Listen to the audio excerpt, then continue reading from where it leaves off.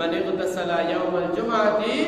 গুসলাল জানাবাতি সুম্মা রাহা, যে ব্যক্তি জুমার দিন উত্তম রূপে গোসল করে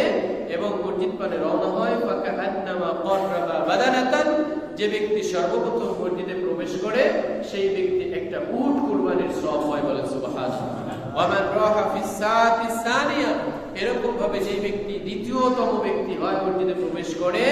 ফাকান্নামা ক্বাররাবা বাকারাতান, সে কেমন যেন একটা বকরি, এই গরু কুরবানির সওয়াব পেল।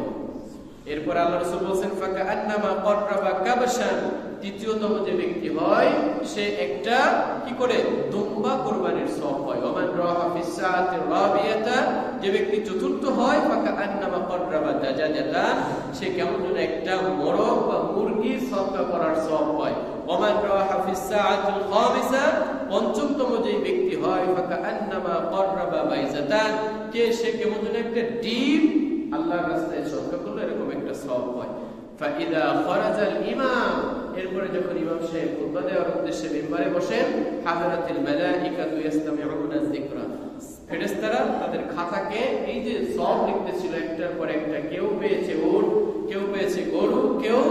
মুরগি, কেউ বকরি, কেউ দুম্বা, এই একটা একটা সওয়াবের পরিমাণ গুনতে গুনতে যখন ইমাম সাহেব খুতবা দেওয়ার উদ্দেশ্যে বসে যান, তখন